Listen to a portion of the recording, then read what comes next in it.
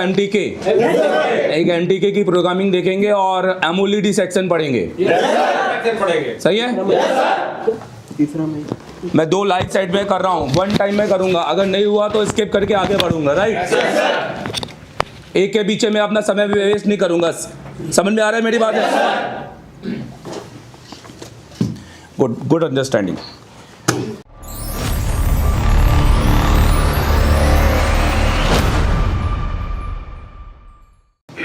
सो हाय, मैं देवदन अग्रवाल। देखिए, मेरे पास में एक बहुत हॉट टॉपिक है और ये टॉपिक बेसिकली एक ऐसा है जो कि इंडिया के बहुत सारे हमारे पास ना हर महीने बहुत सारे स्टूडेंट आते हैं, जिसमें से जब वो फ़ोन लेकर आते हैं उसमें से जो Realme 5i है वो सबसे ज़्यादा आने वाला एक फ़ोन है। तो ये जो टॉपिक है इसमें ज़्यादातर होता ये है कि Realme 5i एक Qualcomm बेस्ड सर्किट है जिसके अंदर SM CPU लगा हुआ है और आपका eMMC बेस्ड सर्किट है, eMMCP लगा होता है। इसके अंदर सबसे ज़्यादा फॉल्ट ये आता है, ये फर्स्ट लोगो पर आके रीस्टार्ट करता है, फर्स्ट लोगो पर रहता है और फर्स्ट लोगो के बाद में सबसे ज़्यादा इस पर काम जो यूट्यूब देखकर टेक्नीशियन करते हैं। और ये लोग क्या करते हैं कि सीधे एक MISC ठीक है, मिस कैंसुलेशन फाइल होती है, इस फाइल को सिर्फ डिलीट कर देते हैं। अब वो डिलीट करने के काफ़ी तरीके हैं, या तो UMT से या तो अनलॉक टूल से, किसी भी टूल से। अब क्योंकि ये पहले एक ऑनलाइन सेट होता था बट अभी ये ऑफलाइन हो चुका है, इसका लोडर क्रैक आ चुका है और ये UMT से भी हो जाता है, अनलॉक टूल से भी हो जाता है, एंड्रॉयड टूल से भी हो जाता है। बहुत सारी टूल्स है जो अभी इसको बेसिकली बूट कर सकते हैं। तो हम इसको इसमें EDL पोर्ट भी बन जाता है, वॉल्यूम अप डाउन से भी बन जाता है, इसके अंदर EDL TP होता है। सो EDL TP बनाकर अगर हम इसको पोर्ट बनाए और इस ये EDL पोर्ट पे आ जाता है तो हम किसी भी टूल से सिर्फ इसके लोडर के साथ में हम इसको फ्लैश भी कर सकते हैं। नॉर्मली ऑनलाइन और ऑफलाइन में सिर्फ अंतर लोडर का होता है, ऑफलाइन में लोडर मिल जाता है और ऑनलाइन के सेटों के अंदर लोडर नहीं मिलता है। समझ में आ रहा है मेरी बात? जिस दिन लोडर आ जाएगा वो ऑफलाइन हो जाएगा। हेलो, तो ये ऑफलाइन हो चुका है अब। बट इसमें सबसे ज्यादा प्रॉब्लम ये है कि ये लोगो पर आता है। बहुत सारे यूट्यूबर्स और बहुत सारे लोगों ने एक वीडियो डाला है कि एक फाइल को डिलीट कर दो और उस फाइल के बाद में वो आपका सेट भर जाता है। बहुतों के सेट भर भी जा चुके हैं पर कईयों के सेट उसके बाद भरते नहीं है। सेम Realme के फर्स्ट लोगो पे ही हैंग होते हैं। ये सेट भी वही कंडीशन में था बट हमने तो ऑलरेडी इस पे काम किया है। हम ये आपको केस स्टडी बता रहे हैं आज थोड़ी एडवांस लेवल पे। मतलब ये तो बेसिक हो गया कि चलो ये फर्स्ट लोगो पे आया, हमने उठाया और पोर्ट बनाया, MISC की फाइल डिलीट कर दी, ISP किया। पहले ये क्या होता था, जब लोडर नहीं होता था तब ये ISP के थ्रू होता था। मतलब फोन को हम किसके थ्रू कनेक्ट कर सकते हैं? ISP के। ISP के UEFI में हो जाता था, JTAG में हो जाता था, फ्लैश 64 में हो जाता है। तो बट अभी कैसा सीन है कि अभी ये जो फोन है ऑलरेडी अपना MISC वाली फाइल को डिलीट करके आया हुआ है। सेकेंड टाइम में जब एक बार फाइल डिलीट हो जाए तो उसके बाद में ये लोड भी नहीं करता है, मतलब ये पूरी तरीके से इन्फो भी नहीं दिखाता है। फ्लैश होने को दूर की बात है, मतलब ये पूरी तरीके से रिपेयरिंग में चले जाता है, प्रोग्रामिंग में। किसमें? प्रोग्राम। आपके पास अगर कोई भी सेट आता है और वो आपसे अगर दुकान वाला कहता है कि भैया मैंने इसकी मिक्स वाली फाइल को डिलीट किया है पर अभी भी सेट लोगो पर है, तो समझना कि वो नॉर्मल फ्लैशिंग से ठीक होगा नहीं, उसकी हमें क्या करनी पड़ेगी? प्रोग्रामिंग। क्योंकि अब उसके पार्टीशन पूरे डैमेज हो चुके हैं और हमें उसको रीपार्टीशन करना है। सब इंपॉर्टेंट ये है कि इसकी में बहुत दिक्कत होती है क्योंकि ज्यादातर ये जो इस लोगो में आने का सबसे बड़ा रीजन इसकी हेल्थ होती है। समझ में आ रहा है ना मेरे पास? अब ऐसे ही कोई ना अपने आप लोगो पे आ जाएगा कि आप चला रहे हो और सडनली लोगो पर आ गया। तो लोगो पे आने का रीजन ड्राई सोल्ड CPU हो सकता है। लोगो पे आने का रीजन जो मेमोरी होती है वो चाइनीज मेमोरी होती है, माइक्रोन हो गया, YMTJ हो गया। बहुत सारी ऐसी मेमोरी है जो बहुत ज्यादा लॉन्ग लाइफ नहीं होती है और कुछ टाइम बाद वो लोगो पर फिर रीस्टार्ट फिर खत्म हो जाती है। राइट, मेमोरी होती है। राइट, तो वैसे ही अगर ये सेट लोगो पे आ रहा है तो इसकी हेल्थ का भी इशू हो सकता है। इसकी गलत फॉर्मेटिंग, अगर हमने इसको FRP मारा या हमने इस पर रूटिंग कर रहे हैं या कुछ भी सॉफ्टवेयर में अगर हम उंगली कर रहे हैं और नॉलेज नहीं है तो हम इसको लोगो पर ला सकते हैं। राइट, तो ये एक हार्डवेयर सीन नहीं है, ये पूरी तरीके से कौन सा फॉल्ट होता है? सॉफ्टवेयर। बट इसके अंदर बहुत मेजर फॉल्ट है। इसका CPU भी रिवॉल्व हुआ है और इसका आपको मैं दिखाना चाहूँगा यहाँ से। तो हमेशा पहले जैसे कि सेटों का हमेशा आई डायग्नोस होना चाहिए, बट मेरा काम आपको आज प्रोग्रामिंग बताना है इस सेट को। देखिए,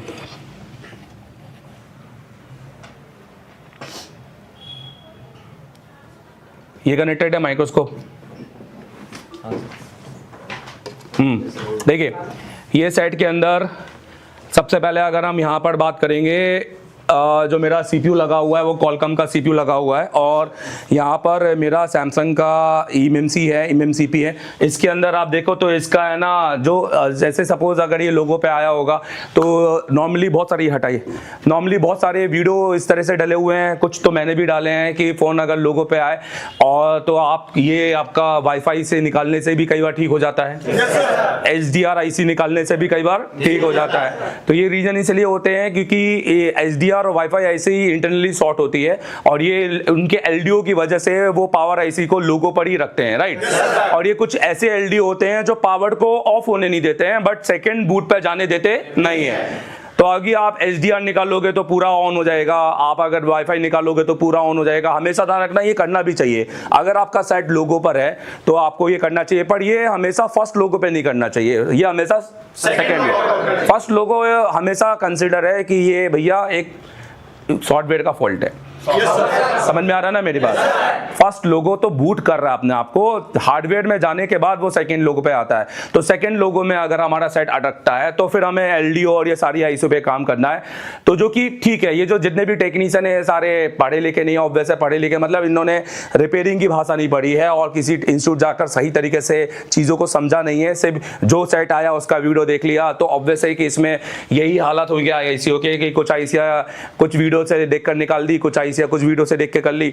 और सबसे इंपॉर्टेंट एक और चीज मैं आपको बताऊं कि इसमें जो लोग भी ISP करते हैं, ISP करने के बाद भी अगर ये जिनका ये लोगो पर ही सेम रहता है, और अगर ISP करने के बाद ये फोन पूरी तरह से डेड हो जाता है, जैसे ये फोन की कंडीशन ये थी कि इस फोन के UMT से तो कनेक्ट खैर हो ही नहीं रहा था। ये फोन जब इसको कनेक्ट किया तो इसमें वोल्टेज फ्लक्चुएट कर रहे थे। हेलो, वोल्टेज फ्लक्चुएट मतलब इसकी 50, 60, 70 की रीडिंग जीरो पे आ रही थी, कि Qualcomm में ऐसा होता नहीं है। तो जनरली सबसे पहले हमने eMMC उतारा उसका, और eMMC उतारने के बाद में वोल्टेज स्टेबल हो गए और रीडिंग भी स्टक हो गई। तो ये तो समझ में आया है कि ये CPU की वजह से तो नहीं है, राइट।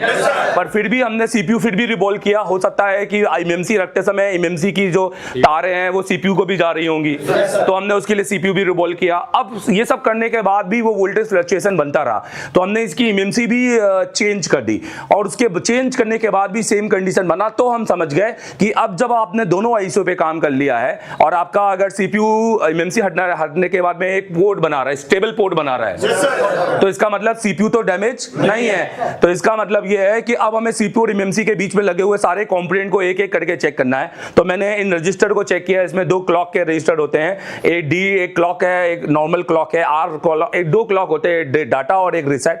तो ये इसमें से मैंने दोनों क्लॉक के रजिस्टर को चेक किया, तो ये 0 ohms के लगे होते हैं, 0 से 22 ohms।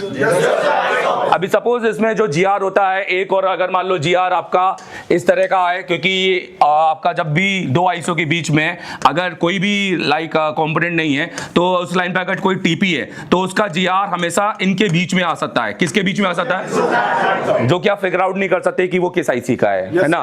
पर अगर इसके बीच में एक 0 ohms का रजिस्टर है, कितने ohms का है? हाँ, तो अगर मान लो यहाँ पर 355 है तो यहाँ पर भी 355 ही आना चाहिए। तो अगर ये 22 ohms का भी हो जाता है तो ज्यादा से ज्यादा 355 से हो जाएगा 370 या 378, राइट, कुछ भी हो जाएगा। बट अगर ये 355 है और यहाँ पर कितना आ रहा है बताओ, 400, लगभग 50 ohms। तो इसका मतलब ये है कि हमें रजिस्टर हटा के क्या मारना है, जंपर, क्योंकि इन रजिस्टर पे ज्यादातर ISP करते समय ये डेड हो जाते हैं, खराब हो जाते हैं, और ये भी देखना है कि रजिस्टर की हालात कैसे हैं। तो फिलहाल जब मैंने रजिस्टर निकाल कर इसको अभी आपस में जोड़ दिया तो अब ये सेट का फ्लक्चुएशन खत्म हुआ, और तब जाकर ये सेट प्रॉपर तरीके से ऑन हुआ। समझ में आ रहा है ना मेरी बात। पर उसके बाद भी ये सेकंड लोगो पर ही है, पर ये हार्डवेयर में गया हुआ है, क्योंकि ऑलरेडी इस पर पहले भी काम हुआ है, और ये भी अब देखना है कि इसका पावर क्या है, ये सारी चीजें क्या है। पर ये सब हम आगे कभी किसी क्लास में बताएंगे। आज हमारा टॉपिक ये है कि अगर आपके पास Realme 5i आता है, और Realme 5i आपके पास अगर आया तो आप इसकी eMMC अगर चेंज करना चाहते हैं तो कैसे चेंज करेंगे। तो आज हम हमारे लाइव सेक्शन में eMMC चेंज करेंगे Realme 5i की। हाँ जी, ये एक दूसरी eMMC है हमारे पास, तो हम एक ऑलरेडी eMMC लेकर आए हैं, तो हम इस eMMC को चेंज करेंगे Realme 5i में। अब यहाँ पर तो हम इस आईसी की जगह पे इस आईसी को लगाएंगे और देखेंगे कि इस ऐसे प्रोसीजर में क्या प्रोग्रामिंग की जाती है और क्या अटेम्प्ट होने चाहिए जब हम कॉलकम को कर रहे हैं, राइट? किसको कर रहे हैं? तो सबसे पहले बड़े बड़े अपन अपने फंडे समझ लेते हैं। जरा रोको इसको। देखिए, तो पहले तो एमएमसी चेंज पॉसिबल नहीं है। अगर आपके पास अभी लेटेस्ट फोन आ रहे हैं कॉलकम के, अब जितने भी एसएम वाले हैं, एसएम, अब वो भले ही डबल ए हो या एबी हो या एसी हो, ये कोई मैटर नहीं करता। एसएम सीपीयू के अगर आपके पास में आ रहे हैं तो ये दिमाग में रखना कि एमएमसी सिर्फ एमएमसीपी ही चेंज हो सकती है, यहाँ पर यूएफएस चेंज नहीं होता है। क्यों? रीजन, इसका सबसे बड़ा रीजन क्या बनता है? रिप्ले प्रोटेक्शन मेमोरी ब्लॉक, मतलब हमारी एक तरह से हार्डवेयर आईडी हमारा मेन फॉल्ट बनता है। तो दूसरी बात, अगर आपके पास में ये एमएमसी SK हाइनिस की है, ये माइक्रोन की है, तो आप इसको क्या नहीं कर सकते? नहीं बदल सकते। हेलो, क्यों? क्योंकि हमें एमएमसी बदलने के लिए पहले क्या जरूरत है? RPMB। ये फाइल हमें की चाहिए, प्लस इसकी RPMB फाइल भी चाहिए। तो जब तक ये दोनों चीज हमें नहीं मिलेगी तब तक हम इसको और चेंज नहीं कर सकते। तो ये भी बताना जरूरी है कि मुंह उठा के इस वीडियो से आप किसी भी एमएमसी को चेंज करने की कोशिश मत करना। एमएमसी चेंज करने का कंडीशन नंबर 1 कि वो सैमसंग होना चाहिए। क्या होना चाहिए? सैमसंग। कंडीशन नंबर 1 सैमसंग का बीजी होना चाहिए, ठीक है। लाइक कंडीशन नंबर 2 कि उसकी RPMB, बोलो RPMB की मिलना चाहिए। क्या मिलना चाहिए? RPMB की। अब मान लो वो इतनी ज्यादा हेल्थ में डाउन हो चुकी है कि वो कुछ भी डिटेक्ट ही नहीं हो रही है, तो भी हम उसको चेंज नहीं कर सकते। एमएमसी का डिटेक्ट होना जरूरी है, नहीं तो एमएमसी अगर ये वो वाली नहीं है, like Note 5 Pro, Note 6 Pro, या आपने ये इस तरह की एमएमसी नहीं है। आप 7A की एमएमसी भी नहीं बदल सकते क्योंकि उसके अंदर AB CPU आता है। समझ में आ रहा है ना मेरी बात? AB AC CPU में कभी काम नहीं कर सकते, और सैमसंग के तो AA में भी काम नहीं कर सकते हैं आप। सो दिमाग में रखना। तो ये प्रोसीजर नहीं है, पर हम कर सकते हैं क्योंकि अभी हमारा क्या है? सैमसंग। क्या है बताइए? हाँ, सैमसंग एमएमसी है। हाँ, ये अब फ्लैश 64 में, क्योंकि आपके पास अगर फ्लैश 64 है और अगर ये कौन सा है जल्दी बताओ? SK हाइनिस। तो अगर आपका हेल्थ मान लो यहाँ पर नॉट डिफाइंड चला गया है, क्या चला गया है? हाँ, नॉट डिफाइंड हेल्थ रिपेयर होता नहीं है। समझना, किसी भी बॉक्स में नॉट डिफाइंड जिसमें परसेंटेज ही नहीं दिखाई दे रहे हैं, रिपेयर होता है एक्सीड तक। कहां तक? एक्सीड। रेड कलर का एक्सीड आ जाता है, या तो परसेंटेज दिखने चाहिए क्योंकि वो ही 0 होंगे जो दिखेंगे। अब जब वहां परसेंटेज ही नहीं है तो वो 0 नहीं होंगे। बट सिर्फ फ्लैश 64 है जो SK हाइनिस का नॉट डिफाइंड भी रिपेयर करके, हाँ, और इसना कितने पर ले आएगा? 0 पर 0 से 10 पर ले आएगा। समझ में आ रहा है मेरी बात? मतलब अगर किसी एमएमसी का ऑलरेडी हेल्थ भी रिपेयर हो चुका है, जबकि एमएमसी का हेल्थ 1 टाइम प्रोसेस होता है। क्या होता है? 1 टाइम प्रोसेस, और वो दूसरी बार हेल्थ रिपेयर होता नहीं है। बट SK हाइनिस का कर देगा, कर सकते हैं, राइट? बोर्ड सिर्फ किससे कर सकते हैं? फ्लैश, क्योंकि उसमें वो एक स्पेशल फाइल दी हुई है HR करके। जब आप उसका FFU फाइल राइट करते हो, देखो सैमसंग की जब आप RPMB को क्लीन करते हो तो आप एक FFU फाइल को राइट करते हो ना, बस उसमें भी उसकी FFU फाइल को राइट करना होता है जो इंटरनली बॉक्स के अंदर दी होती है। अपन देख लेंगे अपन अगर उसमें एमएमसी का, हालांकि अभी मेरा SK हाइनिस कोई भी ऐसी नहीं है। सो अभी SK हाइनिस डालने के बाद जब भी मैं FFU फाइल को राइट करें तो उसमें 2 फाइल आती है, उसमें से हमें एक HR फाइल को सिलेक्ट करना होता है। ये नॉट डिफाइन को क्लियर कर देती है और एक बार आपको 0 से 10 में लेके आ जाती है, जो कि फेक नहीं होती है। क्योंकि फेक इसलिए नहीं होती है क्योंकि आप उसको JTAG में जब लगा के देखोगे तो आपको बिल्कुल वो ओके मिलेगा। तो चलो सबसे पहले हम इसका एमएमसी उतार लेते हैं।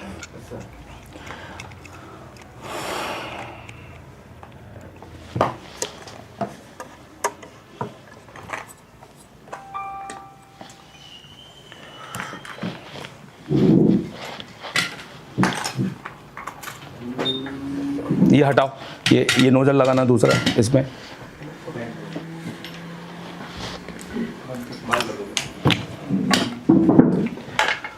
और पीपीटी बना के देना और एक बीजे स्टेंसिल।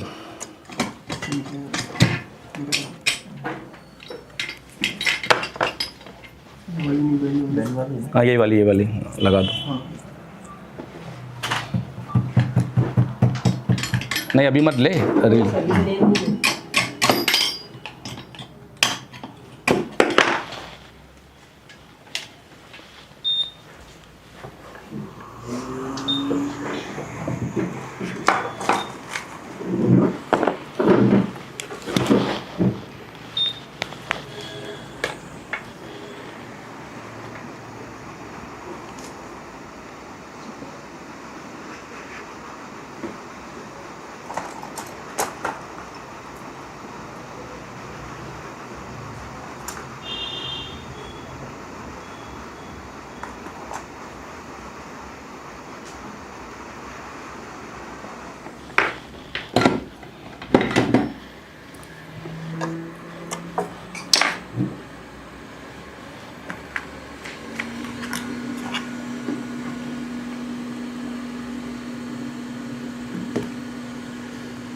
ये चालू करो।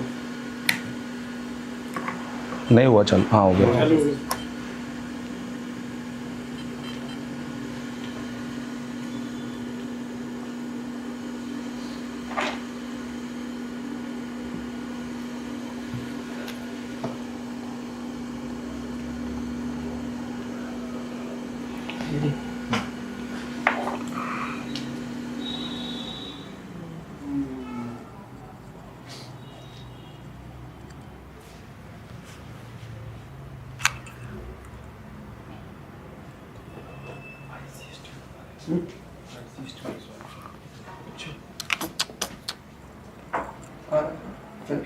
टेबल पे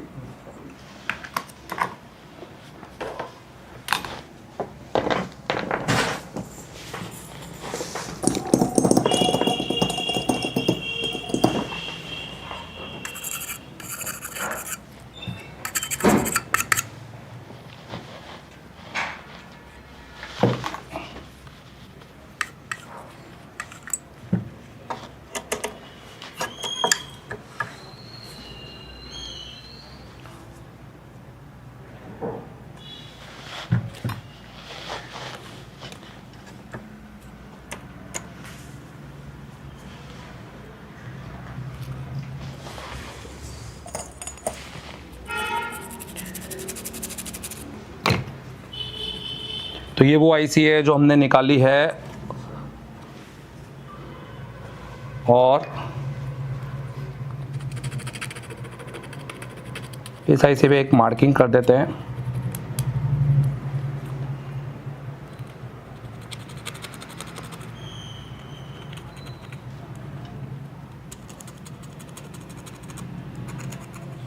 ठीक है, तो हमने हमारी निकाली हुई आईसी पे एक मार्किंग कर दिया है कि हमने शायद वही तो वापस ना लगा दी हो। और इस आईसी का भी नंबर है B422 और KMDH601DA और हमने एक सेम आईसी ली है यहाँ पर सेम नंबर की। समझ रहे हैं? आईसी को किस तरीके से आपको लेना है, इसके लिए आपको इसको सीखना पड़ेगा पूरी तरीके से, जो आप मेरे प्ले स्टोर में जाके मेरी एप्लीकेशन को डाउनलोड कर सकते हैं यहाँ पर। या तो अगर आपने आईसीओ का काम नहीं आता है तो फिर आप यहाँ पर एडमिशन के लिए पहले कॉल करना, अगर मिलता है तो फिर आपको यहाँ पर हम सिखाएंगे, वो एक अलग बात है। अब हम अपनी इस आईसी को रिबॉल कर लेते हैं और इसी आईसी को रिबॉल करके और हमें इस आईसी को रिबॉल करने की ज़रूरत नहीं है क्योंकि ये आईसी इतनी तो रिबॉल है कि हमारे को हमारा डाटा दे देगी। क्योंकि मेन इसके जो देखो जब भी हम एमएमसी में बीजीए कनेक्ट करेंगे तो हमारा जो पार्ट कनेक्ट होगा वो केवल ये वाला कनेक्ट होगा, बाकी के पार्ट का हमें कोई मतलब नहीं है। अगर वो नहीं भी कनेक्ट होता तो भी चलेगा। तो हमारे लिए इसको रिबॉल करने की ज़रूरत नहीं है, हम इसको रिबॉल कर लेंगे क्योंकि हमें इसको रीप्रोग्राम करके तो लगाना ही है।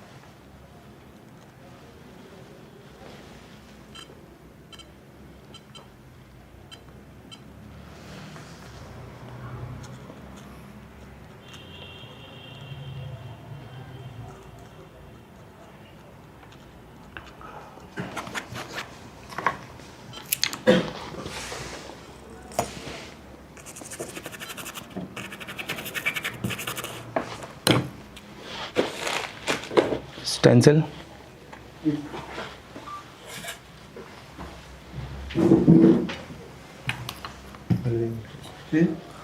और पीपीडी बना दिया ये।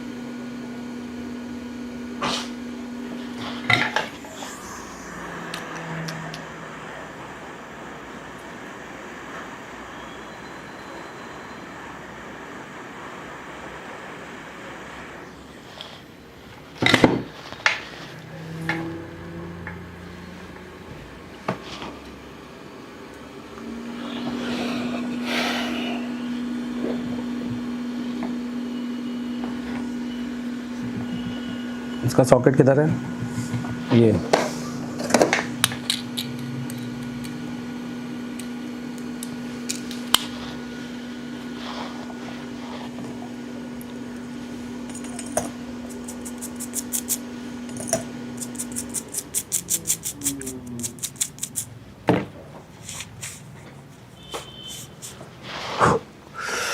तो देखिए हमें, और इस वीडियो में हम है ना पूरी प्रोसेस बता रहे हैं आपको। ऑलरेडी हम ये कर चुके हैं। हम ये वो एमएमसी है जो निकाली है, और ये वो एमएमसी है जो जिसमें हम कोई भी निशान नहीं बनाएंगे, राइट इसमें। और ये निशान अभी कितना भी मिटा लो ये मिटेगा नहीं करके।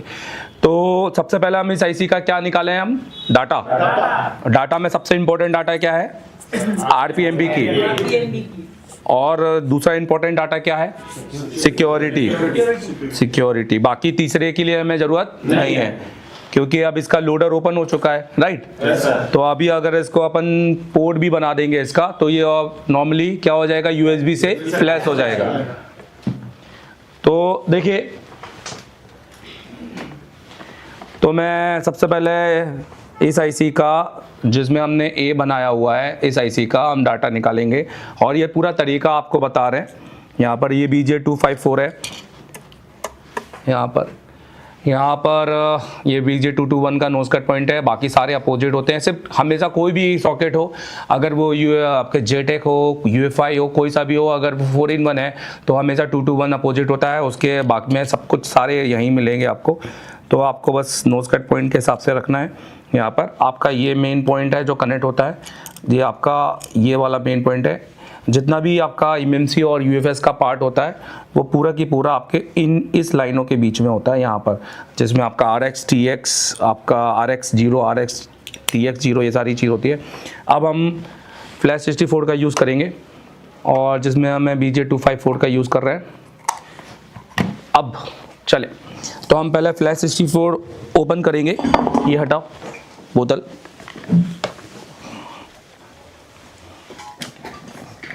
और ये तार का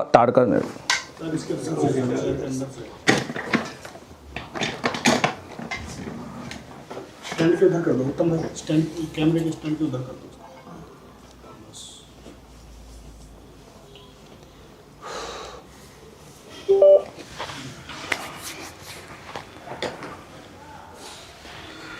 तो जब भी आप अगर फ्लैश 64 अभी वो खोल दो वॉइस, जब भी अगर आप फ्लैश 64 पे काम कर रहे हैं और सबसे पहले हम इसको कनेक्ट करेंगे, और कनेक्ट करके उसके बाद हम फिर यहाँ पर MMC में टिक करेंगे, और ये कनेक्ट हो जाने के बाद में जैसे ये साइन आता है उसके बाद में हमें यहाँ पर टिक करना है यहाँ पर। अब हम इसको बड़ा करेंगे और हम अपना MMC देखेंगे क्या हमें इंफॉर्मेशन यहाँ पर मिलने वाली है। तो MMC हमारी यहाँ पे कनेक्ट हो चुकी है। ये हमारा क्या ले रहा है, ये डाटा क्या ले रहा है, ये सिक्योरिटी डाटा, राइट। इस डाटा के अंदर क्या रहता है, IMEI बेस बैंड, यही 2 सिक्योरिटी है, और तीसरी है क्या कोई नहीं।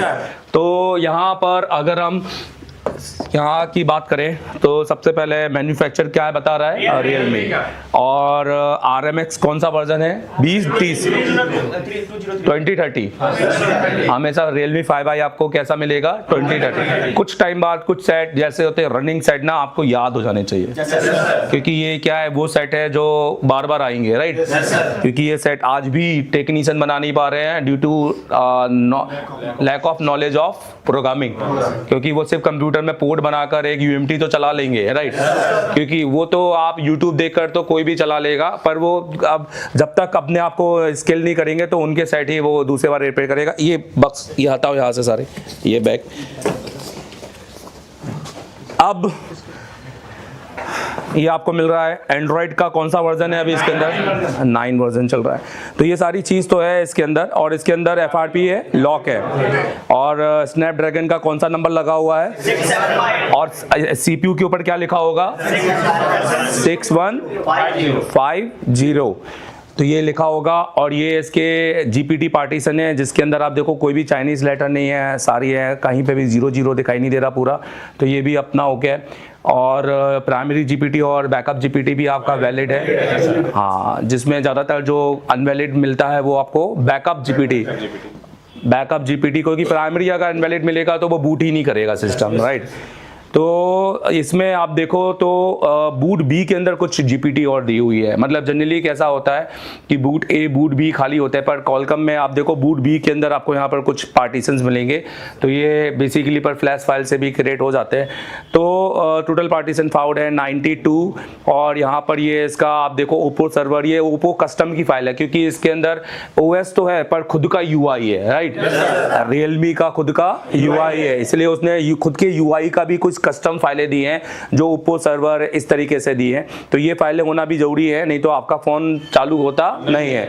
बाकी FSG FSC ये जो है मॉडम, ये इसके मेन सिक्योरिटी फाइल है, आप चाहो तो वो भी ले सकते हो, और ज़्यादा अच्छा है तो पूरी फाइलें लो तो वो ज़्यादा अच्छा है। फिर इसके अलावा जो मेन है इसका वो हम यहाँ पर देखेंगे। हेल्थ अभी इसकी क्या दिखाई दे रहा है, 0 से 10, हाँ, तो 0 से 10 है, मतलब इसकी हेल्थ तो क्या है, ओके, क्योंकि इसको रीप्रोग्राम किया जा चुका है। समझ में आ रहा है ना मेरे, अभी 0 से 10 है, बट अभी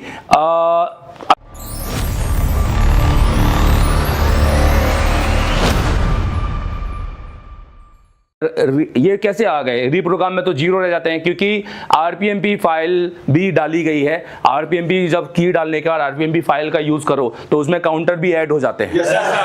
नहीं तो ये होता कम से कम 1 लाख 1.5 लाख इस तरीके से काउंटर होते हैं। इतने कम काउंटर किसी भी पुराने मोबाइल में होते नहीं, क्योंकि ये तो ऐसा लग रहा है कि 1-2 बार ही रीस्टार्ट या स्टार्ट हुआ है। समझ में आ रहा है ना मेरी बात। जब भी फ़ोन चलता है हर बार काउंटर बनते रहते हैं, और यही फ़ोन इसलिए काउंटर लाख, 1.5 लाख, 2 लाख, 2.5 लाख, 10 लाख में पहुंच जाते हैं। इसीलिए नंबर यहाँ पर 4 है, मतलब समझो कि काउंटर रीजनरेट किए हैं। और इसके अंदर इसका टोटल 64 GB का है? और ये सारी चीज़ें हैं। और ये इसका क्या है बताइए? कॉलकॉम है सर। कॉलकॉम है। 0 बाय अटैच मतलब पार्टीशन कॉन्फ़िगरेशन है। बेसिकली जब तक ये कॉन्फ़िगरेशन फाइल सेट नहीं होगी आपका फ़ोन पोर्ट ही नहीं बनाएगा। हेलो, हाँ। अभी इसके अलावा ये इसके ऊपर लिखा हुआ आईसी का नंबर है, ठीक है, और ये सारी डिटेल तो सॉकेट की है। तो सैमसंग ने अब बेसिकली हम इसका जब भी आप इस आईसी को डिटेक्ट करेंगे तो अभी तो इसकी जो मामूलम बातें हैं लाइक और भी डिटेलिंग है वो आप हमसे कांटेक्ट करके या फिर हमारा एप्लीकेशन देख के सीख सकते हैं। दूसरी चीज़ तो अभी हम डिटेलिंग बस मेन करते हैं। सबसे पहले हम एक फोल्डर बनाएंगे और उस फोल्डर में हम इसकी फाइलों को पहला बैकअप लेंगे। तो सबसे पहले हम आरपीएमबी का बैकअप लेंगे, राइट? क्योंकि आरपीएमबी का बैकअप सबसे इम्पोर्टेंट है, क्योंकि हो सकता है आपके एमएमसी का हेल्थ बिल्कुल एंड पे हो, एक्सीड हो, और आप अगर ज़्यादा बड़ा बैकअप लेने के चक्कर में वो आईसी भी ख़त्म कर देंगे। इसलिए हम आरपीएमबी का बैकअप यहाँ के लिए यहाँ से भी जाके ले सकते हैं और यहाँ से भी ले सकते हैं। तो यूज आरपीएमबी की को टिक करेंगे और क्या करेंगे? रीड अगर इसका बोलो आरपीएमबी की जैसे इस एमएमसी का ऑलरेडी बैकअप लिया जा चुका है तो ये एक बार में ही रीड कर देगा।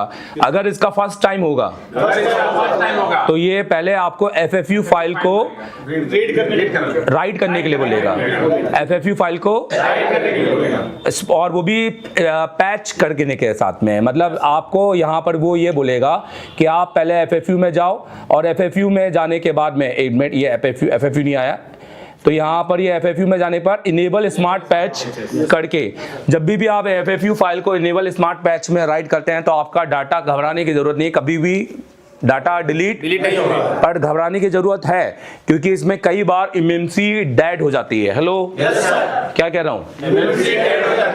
एमएमसी डेड हो जाती है और ये बहुत मोस्ट ऑफ टाइम होगा, जिसके अंदर एफएफयू फाइल राइट करने के बाद में आपका बिल्कुल राइट भी हो जाएगा। जब आप उसको डिटेक्ट करोगे तो वो डिटेक्ट ही नहीं होगा, और जब डिटेक्ट नहीं होगा तो डिटेक्ट करने का एक तरीका होता है, इसके अंदर आईएसपी को क्लिक कर देने का है, बस और कुछ नहीं है। आईएसपी को डिटेक्ट जब भी कोई आईसी आपको लगे कि फर्स्ट टाइम डिटेक्ट हो रही है और सेकंड टाइम डिटेक्ट ही ना हो, या कोई भी आईसी आपको लगे डिटेक्ट ना हो, तो आप आईसी निकालकर भी आईएसपी पे क्या करिएगा? टिक करिए, और उसके बाद डिटेक्ट करना, तो वो डिटेक्ट हो जाएगी। उस टाइम पे वो क्या होगा, उसकी पूरी फाइल सारी डिलीट हो जाएंगी और स्मार्ट पैच करने के बाद, और आपका ये जो आपका ये हेल्थ है ये नॉट डिफाइंड पे चले जाएगा दोनों, जबकि दोनों नहीं जाने चाहिए, हमेशा एक जाना चाहिए। मतलब इसका मतलब है कि आईसी आपकी कंप्लीटली क्या हो गई है? डैमेज। उस कंडीशन में आपको उसको रिकवर करने का चांस 50% मिलेगा।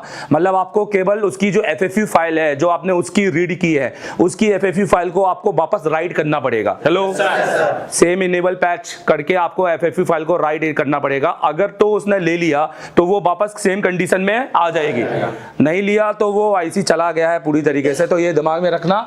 फ्लैश 64 अच्छी बात, बहुत अच्छा दे रहा है, बट बहुत कौन से इसके साथ में बहुत ज़्यादा डिसएडवांटेज हैं, और सबसे ज़्यादा तो आईएसपी के साथ में इसमें जो डिसकनेक्टिविटी है, मतलब कनेक्टिविटी बहुत पुअर है इसकी, बहुत ज़्यादा पुअर है। मॉडिफिकेशन करते जाओ फिर इतने दुनिया भर के तो चीज़ें उसके साथ ऐड हो चुकी हैं। तो अपन सबसे पहले इसकी एफएफयू फाइल भी, अगर अपन स्मार्ट इनेबल पैच के पहले अपन एफएफयू फाइल को रीड कर सकते हैं। जनरली एफएफयू फाइल ये खुद के साथ भी देता है। हेलो, जैसे मैं एफएफयू फाइल जो राइट करने के लिए क्लिक भी करूंगा ना, तो आप देखो यहाँ पर वो ऑटोमेटिकली, जबकि मैंने तो कोई रीड फिर भी आ गई। इसका मतलब इसके सॉफ्टवेयर के साथ बहुत सारी एफएफयू फाइल पहले से ही एक डाटाबेस में आती है, राइट?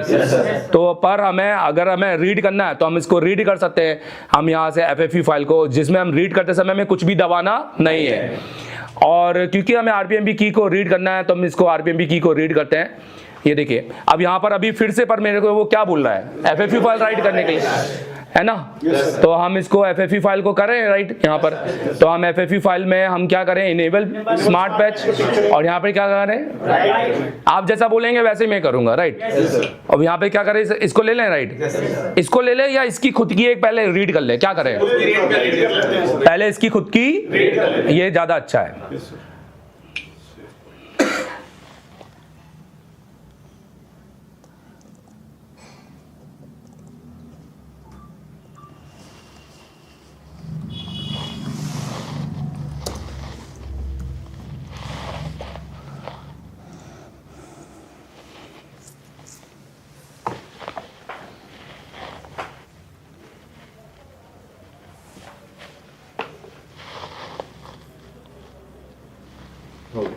Yes sir.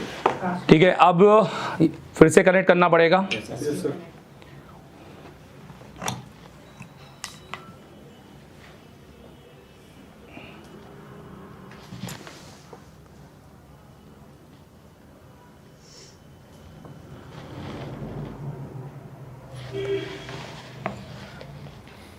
अब क्या करूं? राइट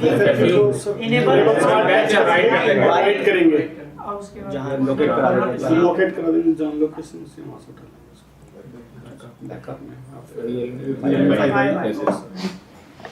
क्या हो गया यहाँ पर बताइए। अब एक बार फिर कनेक्ट करके अब वापस आरपीएमबी की को रीड करेंगे।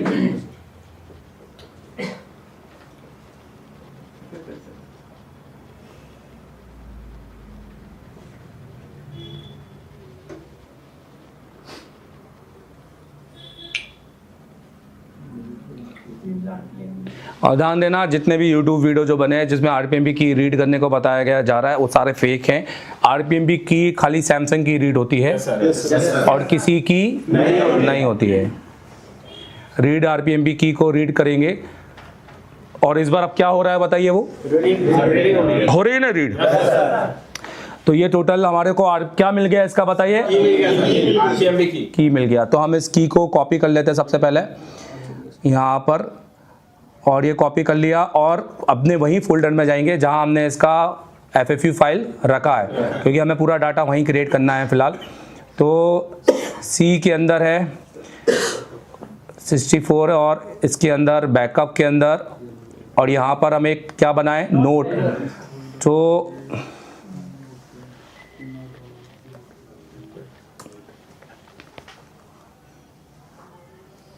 इसके अंदर अभी वो राइट नहीं होगा क्योंकि लॉक है ये। अभी हम यहाँ पर इसको डेस्कटॉप में डाल लेते हैं फिलहाल हमारी के लिए। हम इसको यहाँ पर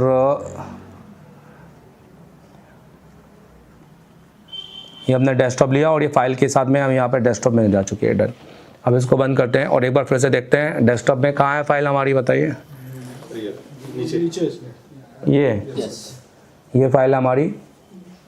अब इस फाइल को खोलेंगे तो अब हमारे को टेंशन नहीं है। अगर ये आईसी डेड भी हो गई, अगर तो हमें सिर्फ दूसरी आईसी चाहिए मैच वाली, राइट, कंफर्टेबल आईसी चाहिए। हम बस उस आईसी में ये को राइट करेंगे, पहले आरपीएमबी की को 0 करेंगे, काउंटर 0 करेंगे और उसके बाद इसको राइट कर देंगे। अब एक चीज़ और, क्योंकि अब हमने ये किया, अब हम बारी बारी करके और भी चीज़ें लेते हैं। तो अब हम यहाँ पर फिर से कनेक्ट करते हैं।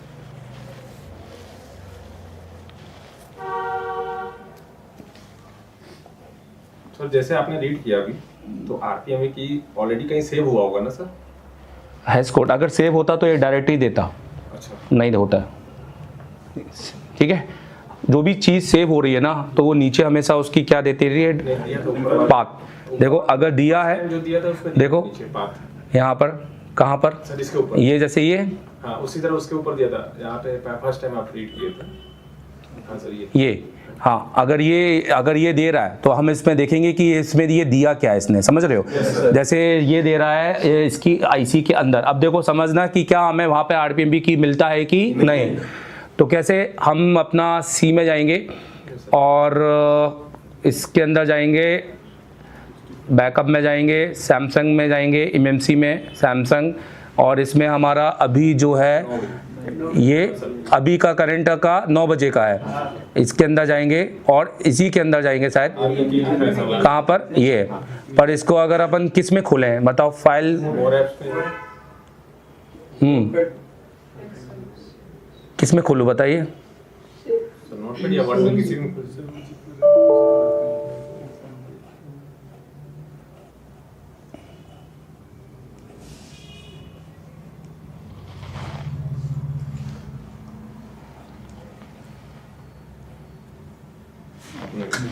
समझ में आया? डाटा इंक्रिप्टेड है भाई, इतना इजी नहीं है। आपको उसको क्या करना पड़ेगा, खुद को कॉपी करना पड़ेगा। और सबसे अच्छी बात तो ये है कि आप बस एक काम कर लो कि यहाँ से यहाँ तक Ctrl+C एक दबाओ और कॉपी कर लो यहाँ से, समझ रहे हो मेरी बात, और यहाँ पे पेस्ट कर दो, और अब इसी को वहाँ पर जाके क्या कर दो, सेव कर दो। तो लॉक सीट तो चाहिए ही चाहिए, ताकि हमें पता चले कि हमारा बूट ए कितने साइज का है, बूट बी का साइज क्या है, आरपीएमबी का साइज क्या है, क्योंकि कई बार उसका साइज 16 MB की जगह 8 MB हो जाता है, 8 MB की जगह 16 MB हो जाता है, वो भी साइज मैटर करता है, क्योंकि आपने जो एमएमसी उठा ली क्या पता वो 8 MB वाली हो। समझ में आ रहा है ना मेरी बात, फिर आरपीएमबी का साइज की वजह से सेट चालू नहीं होगा। ये देखो आरपीएमबी का साइज यहाँ पर दिखता है, ये देखो यहाँ आरपीएमबी का साइज कितना दिखाई दे रहा है, 16। अब यही 8 हो तो आपका क्या होगा, फिर आप यहाँ पे ये सोचते रहोगे यार मैं क्या करूँ सर, यही तो दिक्कत नहीं है। इसलिए एमएमसी कंफर्टेबल के साथ में ये भी थोड़ी चीज़ें मैच कर लो कि हमारा बूट ए, बूट बी और इन तीनों का साइज मैच हो रहा है कि नहीं। इसलिए हमेशा जैसे रिवीजन 1.8 और एमएमसी 5.1 के ऊपर अगर आप BJ 254 ये वाला लेंगे तो मे भी ये साइज आएगा आपको, बट हो सकता है किसी BJ में ना आए। तो चलो अब इसके बाद में हम इसका आरपीएमबी फाइल लेंगे, ये हम रीड करेंगे और ये हम यहीं पर डालेंगे। आरपीएमबी फाइल हमें वापस काउंटर बना के दे देगा, राइट। जैसे कॉलकम के अंदर आपको पता है कि आपको आरपीएमबी रीजनरेट तो करना ही पड़ेगा। सिर्फ की से क्या होता है, आपको आरपीएमबी तो जनरेट करना पड़ेगा, क्योंकि अगर उसके अंदर काउंटर 0 रहेंगे तो आपका सेट अपडेट नहीं होगा, हेलो, और रीस्टार्ट मार सकता है या डेड भी हो सकता है। तो आपने आरपीएमबी का जो नॉर्मल फोन में हम कैसे बनाते हैं, काउंटर कैसे बनाते हैं नॉर्मली फोन में, भाई हम कोडिंग का यूज करते हैं ना, कमांड का, आरपीएमबी प्रोविजन देते हैं ना, आज हमने किया था ना, राइट। तो उसमें क्यों किया हमने आरपीएमबी को, क्यों हमने रीजनरेट किया, वो तो 0 ही रहने देते, पेयरिंग करने के लिए। हाँ ये हो गया डन। अब हमने इसके बाद में हम इसका बूट ए ले लेंगे, अब जो जो मिलता जा रहा है वो लेते जाएंगे, ठीक है। अगर ये और बूट बी ले लेंगे, और अच्छी बात ये है कि अगर आप इसको फर्स्ट टाइम यूज कर रहे हैं तो आप इसका प्रॉपर डंप बना ले। अगर आपका डंप वाकई में निकल रहा है तो जिसमें आपको फायदा ये होगा, आपको इसमें किसी भी ओएस की फ्लैशिंग की जरूरत नहीं है, इसी ओएस को डाल के आप अपना सिक्योरिटी बेस डाल के काम कर सकते हैं।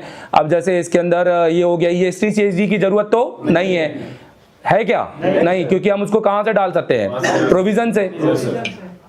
तो पर हम ये STCHD भी ले लेंगे, क्योंकि अभी हम यहाँ पर सिखा रहे हैं तो हम यहाँ पर पूरे तरीके से काम करेंगे।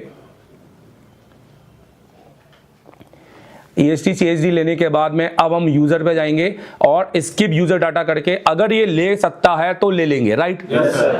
तो ये क्या करेगा, जितना भी OS के अंदर इसका आएगा पार्टीशन, वो पूरा की पूरा क्या कर लेगा, रीड, ताकि अगर हम उसके अंदर सिक्योरिटी भी आ जाती है, हेलो, अगर हम उसको रीड कर लिए तो ये तरह के हमारे पास एक टेस्टेड OS होगा।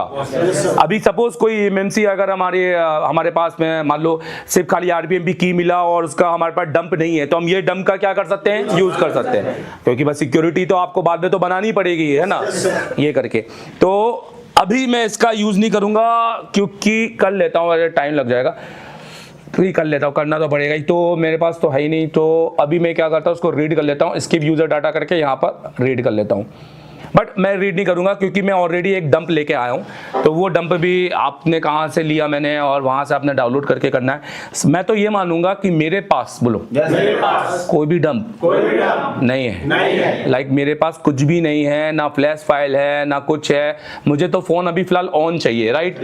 सिक्योरिटी में बना लेंगे बाद में, पर अभी तो फिलहाल क्या कंडीशन है, ऑन करना, ऑन कर ले, एटलीस्ट सेकेंड लोगों पर आए, किस पे आ जाए, सेकेंड लोगों पर आना चाहिए, क्योंकि फिर वो हार्डवेयर में चला जाएगा, तो एटलीस्ट फर्स्ट लोगों पर रहना नहीं चाहिए। डन। तो मैं अभी इसका ये तो चीज समझ गए ना आप लोग कि हम यहाँ से हमें यूजर तो लेना ही पड़ेगा, राइट। नहीं तो आपने डायरेक्ट फ्लैश से भी कर सकते हैं, आपने डंप के साथ भी सीखा है, हेलो, और विदाउट डंप, और विदाउट डंप ज्यादा आसान है, सिर्फ फ्लैश फाइल का तो यूज किया आपने, सही है। जीपीटी अपने आप फ्लैश फाइल से बन जाती है सारी।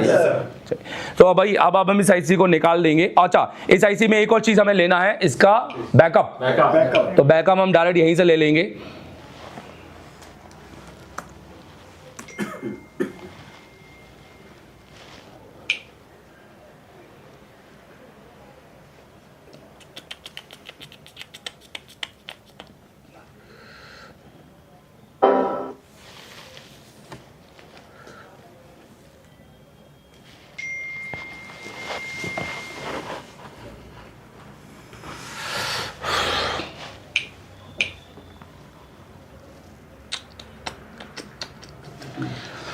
तो ये जो राइट देखो अभी हमारा आईसी डेटा ढूंढना बंद कर दिया है।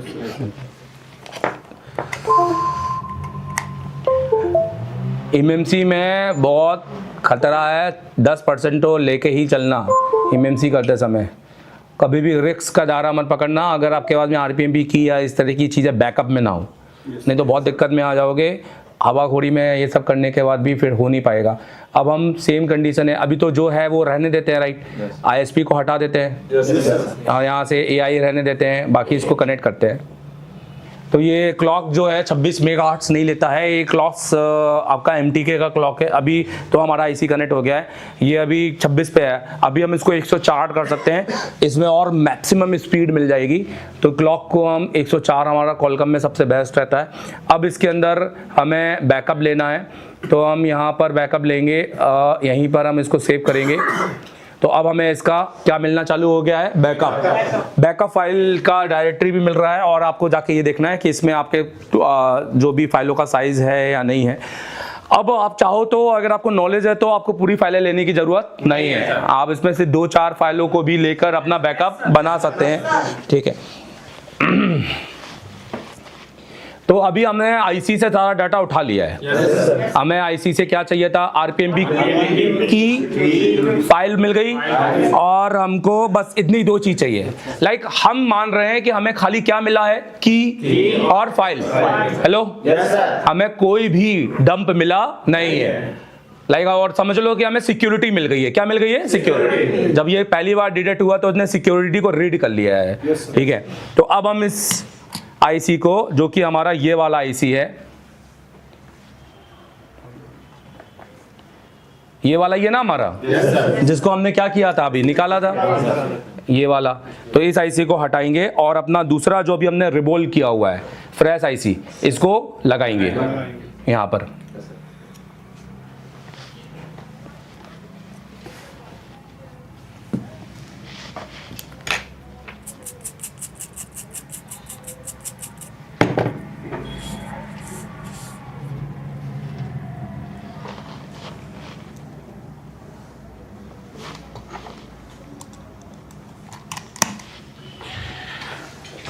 तो चलिए अब हमने अपना नया आईसी लगाया है।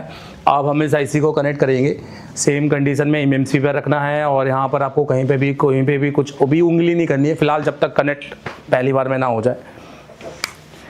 तो क्योंकि ये आईसी ऑलरेडी हमने प्रोग्राम की है, इसलिए इसके अंदर भी डाटा होगा। हम इसका अंदर का डाटा डिलीट करके हम इसको रीप्रोग्राम करेंगे, क्योंकि हमें आपको यहाँ पर यही दिखाना है कि इसको किस तरीके से यूज़ किया जाए, ठीक है। तो हमने अभी शिफ्ट का बटन दबाया है, और ताकि ये स्किप हो जाए और हमें मेन चीज़ मिले। फिर से हो रहा है, शिफ्ट दबा नहीं है। अब ये हो जाने के बाद हम इसको सबसे पहले यहाँ आ जाएंगे, और यहाँ जाकर बूट बी, बूट ए और यूज़र और एरएस 0.01 सेकेंड में हो जाता है। स्पीड के मामले में तो बहुत अच्छी बात है। अब हमारे पास देखा जाए तो ये कम्प्लीटली खाली है। इसमें फ़ायदा ये होता है कि आपका बूट पार्टीशन बच जाता है। अगर आप यहाँ से करेंगे इसको, अगर आप पार्टीशन में जाकर या प्रोविज़न में जाकर यहाँ से करेंगे तो आपका ये बूट इनेबल भी आपका डिसेबल हो जाएगा। आपको पहले बूट भी देना पड़ेगा, मतलब आपको यहाँ पे EST CHD भी देना पड़ेगा। इसलिए अगर आपको लग रहा है कि ये मेरा कॉलकम का ही आईसी है ना, किसी कॉलकम से सेट से निकाला हुआ आईसी है, तो उसको मुझे पूरा फैक्ट्री रिसेट करने की जरूरत नहीं है। खाली यहाँ से रिसेट मारो, इन फाइलों को रिसेट करो, ताकि ये अपना वैसे ही इनेबल रहे सब कुछ। अब आपका खाली इसके अंदर जीपीटी नहीं है, राइट, जीपीटी नहीं है, और इसके अंदर और चीजें देखें। अब इसके अंदर काउंटर बने हुए दिख रहे हैं। यहाँ पर हेल्थ क्या दिखाई दे रही है, 20 से 30 हेल्थ यहाँ पे दिखाई दे रही है। और ये आईसी है 4 GB की आईसी है, और ये भी 64 GB की है, ठीक है। यहाँ पर अब इसमें हम इसके काउंटर को क्या कर सकते हैं, 0 और करके आरपीएम की को क्या कर सकते हैं, टेस्ट। समझ में आ रहा है मेरी बात? तो काउंटर 0 करने के लिए हमें इसका क्या रीड करना पड़ेगा,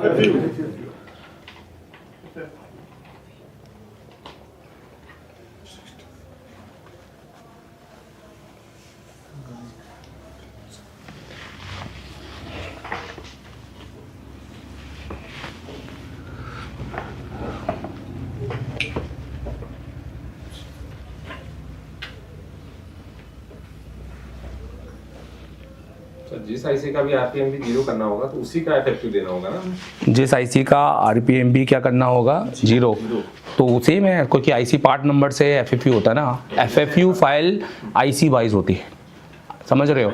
जैसे अब इस आईसी का नंबर सेम है ना, तो अब तुम्हारे पास अगर एफएफयू फाइल है तो जब भी आईसी किसी भी सेट में लग के आएगी तो ये एफएफयू काम कर जाएगी, यूज कर सकते हैं, क्योंकि पर पार्ट नंबर क्या होना चाहिए, सेम होना चाहिए। ये पार्ट नंबर है, ये दिख रहा है, ये प्रोडक्ट नंबर है, ये आपका ये सेम हुआ तो एफएफयू फाइल ये आपकी यूनिवर्सल फाइल बन गई है, मतलब सेम कोई भी यूनिवर्सल फॉर दिस आईसी। सब खुद भी दे रहा है ना ये। वो डाटाबेस है, हर प्रोग्रामर देता है, जेटेक भी देता है, सब देता है। एफएफयू फाइल को तभी बहुत पहले होता था जब हमारा यूएफआई चलता था, जब जेटेक भी कोई नहीं चलाता था, तब हम एफएफयू फाइल को गूगल से डाउनलोड कर करके यूज़ करते थे, क्योंकि उसके अंदर हमारा जब एमएमसी डिस्कनेक्ट हो जाता था तो एमएमसी को वापस लाने के लिए एफएफयू फाइल की ज़रूरत होती थी, क्योंकि हमेशा रखना एमएमसी रिपेयर। हाँ, जैसे अगर ये यहाँ पर देखो, यहाँ पर तो अभी आपको नंबर दिखाई दे रहा है ना, राइट, यहाँ पर ये देखो, क्योंकि जब एमएमसी पूरी तरह से डिस्कनेक्ट हो जाता था तो यहाँ पर बेसिकली ये जो नंबर होते हैं ये पूरे 0-0 हो जाते थे, यहाँ पर कुछ भी आता नहीं था, 0-0-0, पार्ट नंबर ही नहीं बताएगा, 0-0-0।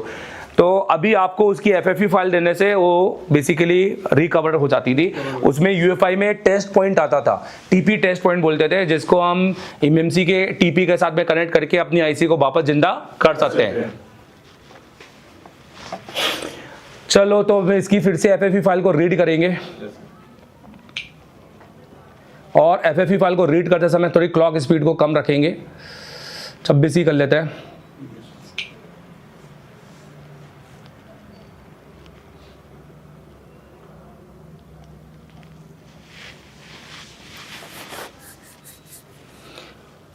देखो अभी भी देखो उसने क्या बोला, सेलेक्ट, नीचे लिखा हुआ है, क्या बोल रहा है, सेलेक्ट लोअर, जबकि हमने कर लिया ना ऑलरेडी।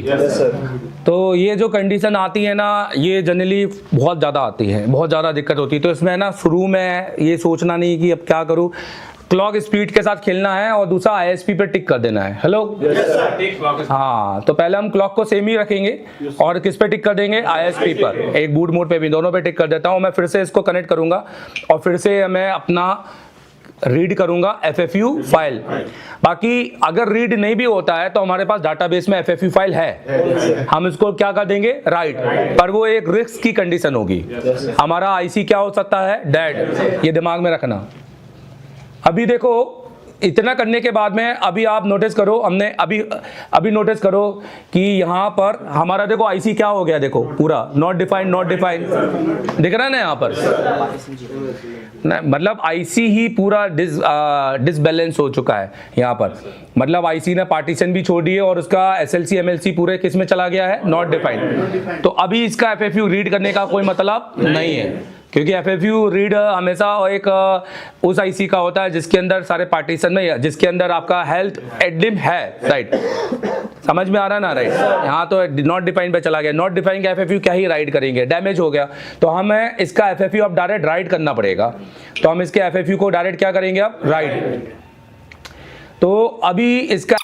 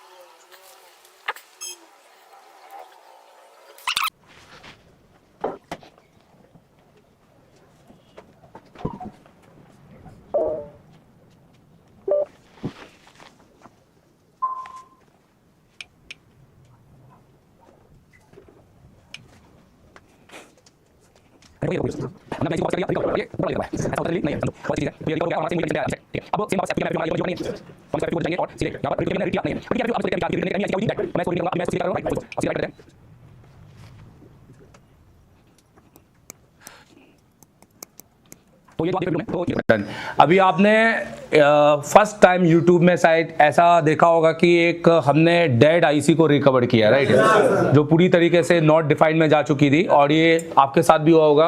तो आपने देखा कि हमने किस तरीके से उसे रिकवर किया।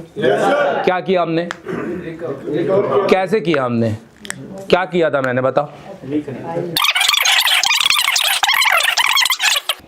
तो अब हम देखते हैं कि अब हमारा ये क्या कंडीशन बनाता है, क्योंकि हमारा FFE फाइल क्या हो चुका है, राइट, मतलब अब ये बिल्कुल जीरो हो चुका होगा। ये प्रोग्राम किसी भी बॉक्स में, किसी भी फोन में कनेक्ट होने के लिए प्रोग्राम हो चुका है। तो अगर आप यहाँ पर देखें तो ये देखो, 0 से 10 हो गया, और यहाँ पर क्या लिखा हुआ है, हाँ, इसका मतलब अब इसमें किसी भी तरह का कोई काउंटर नहीं है। मतलब ये वो एक आईसी है जो अब आप किसी भी सेट में क्या कर सकते हैं, लगा, हाँ। और यहाँ पर अभी बूट नॉट डिवाइस है, क्योंकि अभी कोई भी बूट दिया इसका नहीं है। बाकी सब कुछ भी चीज नहीं है। पार्टीशन कॉन्फ़िगरेशन क्या दिखाई दे रहा है, नॉट लॉक। अभी लॉक होता, समझना, तो आपके पास में पार्टीशन पे यहाँ पे एक चाबी बनकर आती, जिसको आप वन टाइम टच करते हैं, यहाँ पर ये चाबी बन के आती, पर ये चाबी रिपार्टीशन वाले में बनकर आती नहीं है। अगर आपका साइड में ऑलरेडी रिपार्टीशन हो चुका है, मतलब आपने हेल्थ रिपेयर कर ली है, और अगर पार्टीशन लॉक है तो वो वापस अनलॉक नहीं होगा, क्योंकि वो जो एक यहाँ पर ताला बन के आता है, वो ताले को क्लिक करना होता है बस, खाली वो ताला तभी बन के आएगा जब रिपार्टीशन नहीं है। तो ठीक है, अब हम इसके अंदर बेसिकली सबसे पहले फाइल डालेंगे, अपनी RPMP की डालेंगे। क्या डालेंगे बताइए, हाँ जी, RPMP की पर जाएंगे, यूज करेंगे, और यहाँ से हमारी जो की है, हमारा फाइल ये है, और इस फाइल को हम कॉपी करेंगे,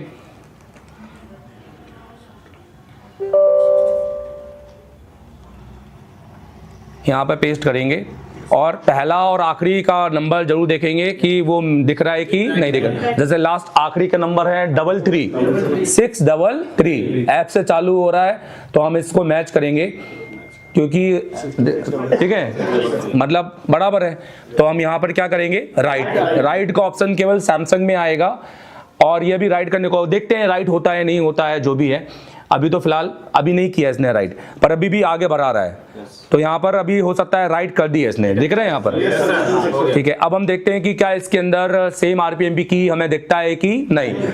काउंटर अभी भी 0 होंगे, बट नॉट प्रोग्राम से हट गए होंगे, देखो सिर्फ 0 होंगे, और ऑथेंटिकेट नॉट प्रोग्राम नहीं आएगा, दिखाई दे रहा है यहाँ पर, 0 हो गया सर। तो काउंटर कभी भी 0 आए तो समझना कि इसके अंदर बेसिकली RPMP की तो है, बोलो पर काउंटर नहीं, मतलब अभी ये किसी भी सेट में लगाया नहीं है। कॉलकम में खास तौर पे, किस पर, क्योंकि MTK और सैमसंग में इस पे कोई इफेक्ट होता नहीं है। कई बार आप MTK का MMC निकालोगे तो वो आपको 0 ही मिलेगा, हेलो, वहाँ RPMP की जरूरत नहीं है, राइट। तो अब हमारे को ये मिल गया है, और यहाँ पर हमारा देखो की दिखाई दे रहा है ना, यहाँ पर ऑटोमेटिकली यहाँ पर की दिखाई दे रहा है। अब हम इसके अंदर फाइल डालेंगे, RPMP फाइल। क्या डालेंगे, अगर आपने रीड किया है तो डालो, नहीं तो कोई दिक्कत नहीं है। तो हम यहाँ से राइट पर क्लिक करेंगे, और यहाँ पर कहाँ पर है बताओ, तीसरे नंबर पे 16 MB की ना, तो हम इस फाइल को भी राइट करेंगे। तो इस फाइल को राइट करने से हमारा रिकाउंटरिंग, मतलब काउंटर वापस आ जाएंगे, राइट। पर सेम काउंटर वापस आते हैं, देखते हैं इसकी क्या सेम आते हैं कि नहीं। जैसे हमने जो रीड किए थे वो 2024 समथिंग कुछ था, 4 डिजिट पे। हाँ, अच्छा, ये समझ में आ रहा है आप लोगों को, किस किस को समझ में आ रहा है, अभी आ रहा है टॉपिक से रिलेटेड।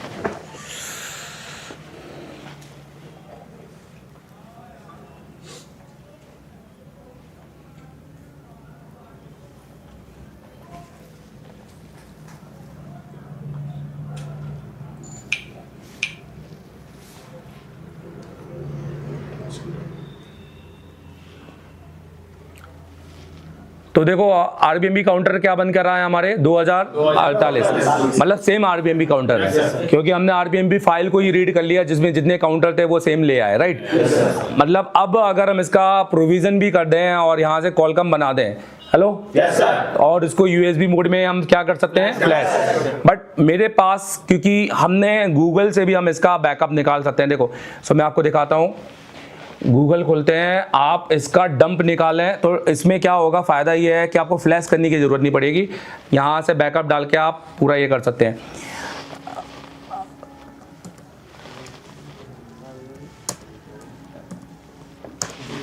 तो ये आपको जैसे ये गिव मी रूम है इसमें मिल जाएगा, और एक फाइल वाले में ये दो, इसमें से ये दो सबसे बेस्ट है। आप इनका किसी का भी आप ले सकते हैं। तो ये 3 महीने 2 महीने का और लेना ही है, क्योंकि भाई ये फाइल कहीं मिलेगी नहीं। तो ये जो फाइल है मैंने लेकर आया हूँ ऑलरेडी, जो मेरे पास रखी हुई है। अपना वो लगा हार्ड डिस्क, एक बार वो फाइल लेना है, लगी हुई है। सो ठीक है, तो यहाँ पर ये हमारी हार्ड डिस्क है और यहाँ पर हम इसकी फाइल लेकर आए हैं। ये दिख रहे हैं यहाँ पर रेल में डंप फाइल। और ये जो डंप लिया गया है, आप मुझे बताना कौन से बॉक्स से लिया गया है। ये जो डंप लिया गया है, बूट 1, बूट 2, UEFI कहाँ लिखा हुआ है?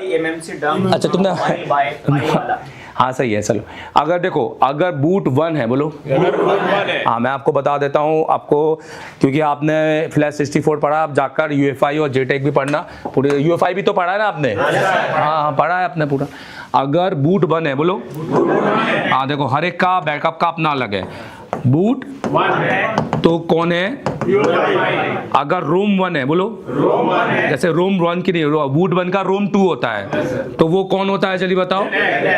और अगर यहाँ बूट ए,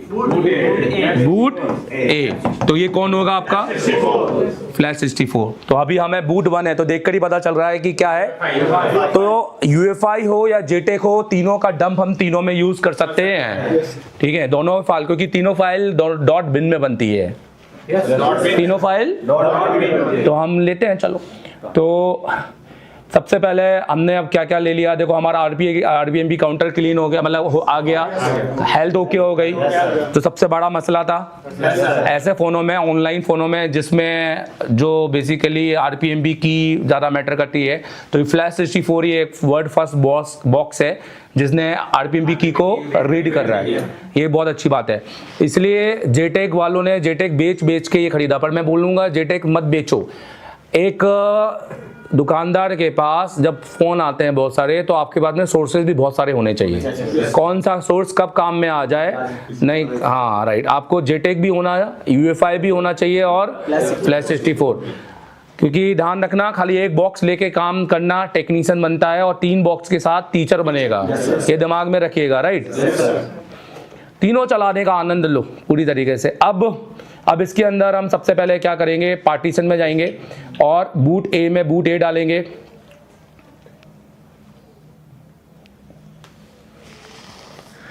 तो ये हमारा इनका कहाँ है, 1 टच। बूट ए में हम बूट 1 डालेंगे। तो देखो बूट ए में कोई GPT नहीं बनता है, बूट बी में अब GPT क्रिएट होगा। जैसे बूट 2 डालेंगे, ये देखो GPT पार्टीशन है, इतनी फाइल ये क्रिएट हो गई है। अब इसके बाद यूज़र एरिया लेंगे, तो इसमें हम ये अपना क्या है, एक्सक्लूड यूजर डाटा के साथ। किसके साथ है बताओ? मतलब ये फाइल लेने के बाद, क्योंकि ये होता 256 का 64 का, पर ये है 7.5 GB का। इसका मतलब ये डालने के बाद हमारा फोन पूरा बूट कर जाएगा, हमें फ्लैशिंग अलग से करने की जरूरत नहीं है। तो ऐसे डंप भी आपको ऑनलाइन सर्वर पे मिल जाते हैं, जो आपके लिए काफ़ी सही हो जाते हैं बाद में। फिर तो हम ये ले लिया, तो हमारे यहाँ ये पूरा GPT क्रिएट हो गया ना इससे। राइट, हमारा ये GPT क्रिएट करना सबसे इंपॉर्टेंट होता है। अब इसमें अभी फिलहाल कुछ नहीं करेंगे, क्या कर देंगे सीधे राइट। इरेज होता भी क्या, कुछ सही नहीं उसमें। तो अब ये राइट करने के बाद जब ये कंप्लीटली राइट हो जाएगा, फिर इसको डिलीट करेंगे। अब इसके अंदर 2 ऑप्शन है। अगर आपके पास बोलो सिक्योरिटी है तो हम वो भी डाल देंगे, तो हमारा सिक्योरिटी भी आ जाएगा। और नहीं है तो फिर डालो और सेट को ऑन करो, और नॉर्मली मैन्युअली बनाना पड़ेगा। समझ में आ रहा है ना मेरी बात?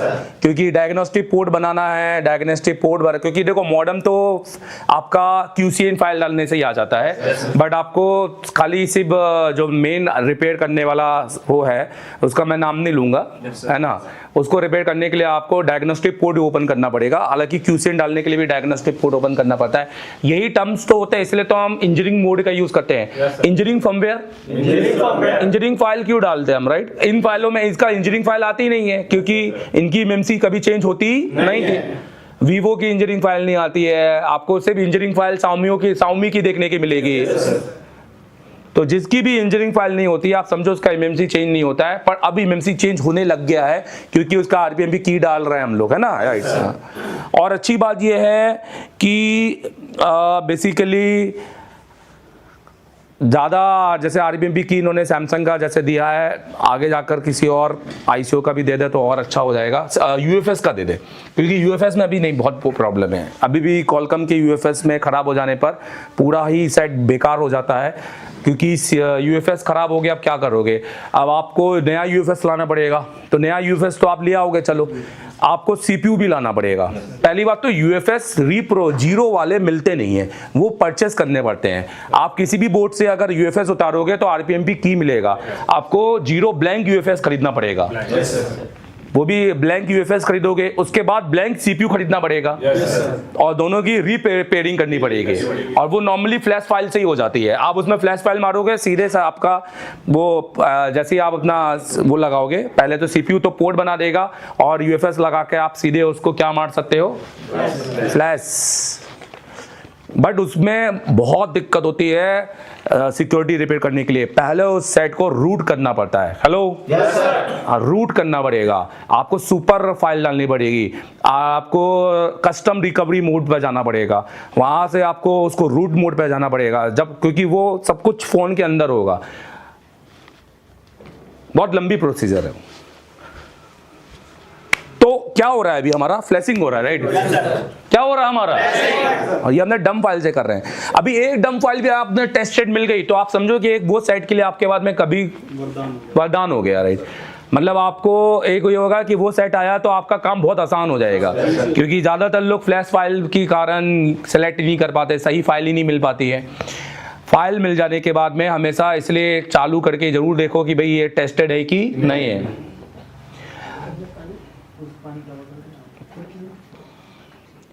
तो अभी हम अब इसके बाद में एमएमसी को लगा के सेट चालू कर सकते हैं क्या? हेलो, हाँ, नहीं सिक्योरिटी तो बात की बात है, मैं सिर्फ चालू की बात कर रहा हूँ, हो जाएगा ना? जबकि हमने एक Realme 5i की एमएमसी चेंज की है। हेलो,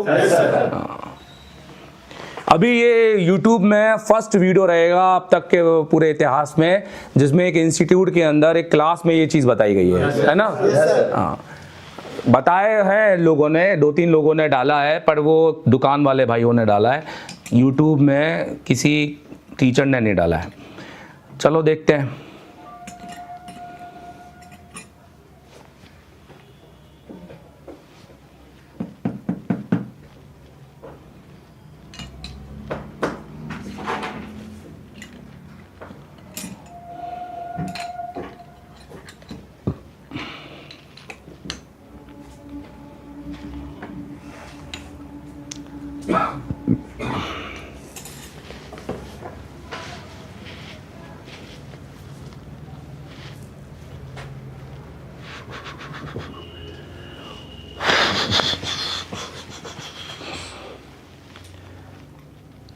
फ्लैश 64 नहीं हो गया, एक वीडियो गेम हो गया। टोंग टोंग जरा में हुआ तो डेड, वो होता ना मारियो अंदर चला जाता है तो गेम ओवर, ऐसा गेम ओवर लिख कर आना चाहिए। मैं अगर कोडर होता तो मैं लिख देता डेड मनी गेम ओवर। नमस्ते हो चुके हो तुम, हिंदी में लिख देते अब तुम नमस्ते हो चुके हो। नमस्ते जा।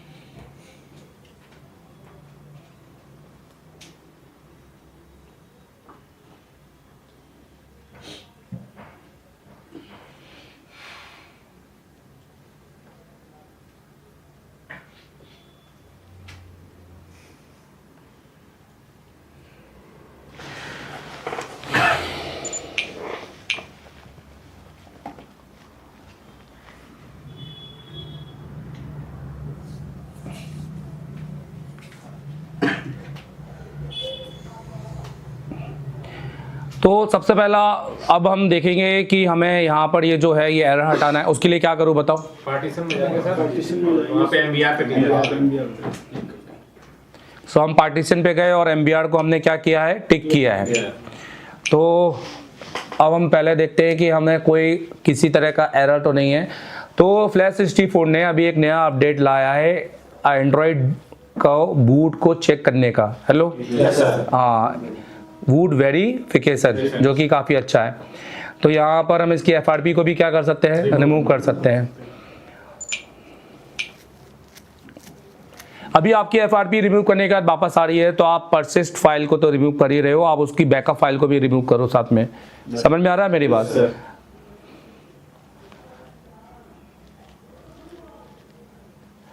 अब यहाँ पर एफआरपी नॉट एक्टिव हो चुका है और अभी हमारा बूट अभी भी एनेबल नहीं है। तो बूट एनेबल हम दो तरीके से कर सकते हैं। यहाँ पर जाएंगे और यहाँ पर हम कॉलकम सेलेक्ट करेंगे, कॉलकम 2 पर हम पहले चेक करेंगे क्या ये नंबर हमारा पूरा मैच कर रहा है कि नहीं कर रहा है। समझ रहे हैं यहाँ पर, क्योंकि दो ही कॉलकम है देखा जाए तो। कॉलकम 1 में तो बूट है ही नहीं, यही है। और यहाँ से हम इसको क्या करेंगे, राइट।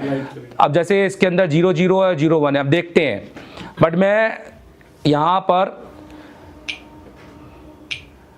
EST CSD फाइल को लेकर भी देखता हूँ कि यहाँ पर वो क्या राइट करेगा। अगर अब इसकी फाइल को लेते हैं तो हम इसकी फाइल जो हमने यहाँ पर ली है, इस फाइल को हम राइट करेंगे और देखेंगे कि वो कितना बूट देता है, हमें सेम देता है कि नहीं लगाने के बाद। अब हम इसको वापस कनेक्ट करेंगे और देखेंगे कि क्या हमारा वो बूट का प्रोविज़न से वाकई में सेट ऑन होता है या हमारा नहीं होता, ये भी हमें समझना है। तो हमारा शुरू में था 0 अटेस, बोलो 0001, 3 थे ना उसमें। तो अभी हम यहाँ पर हम देखेंगे तो सेम ही है, राइट। मतलब अगर हम वहाँ से करते तो कोई दिक्कत नहीं है, क्योंकि आपको ये चीज़ समझनी है कि बहुत से मोबाइलों के अंदर जो प्रोविज़न है उसमें, जैसे MTK के अंदर अब देखो यहाँ पर 48 में 04 आ रहा है, यहाँ पर ये बूट बस है आपका। और 3 के अंदर सेम 50 हो गया है अब। मतलब MTK के अंदर कुछ मॉडल्स में आपको क्या मिलेगा, 50। और ये तो बेसिकली तो ये आपको जब आप IC लगाओगे तो आपको पहले समझना पड़ेगा ये 50 किस मॉडल के अंदर आता है। मेरे को याद नहीं आ रहा मॉडल, मैंने अभी हाल में 2 दिन पहले इस IC पे काम किया था। खैर, अब हमें लास्ट जो काम बचा है, अगर वो हमारे पास नहीं, लास्ट नहीं, सेकेंड लास्ट। अभी हम सबसे पहले इसके अंदर क्या डाले, सिक्योरिटी। तो सिक्योरिटी हमने हमारी कहाँ रखी है, C में।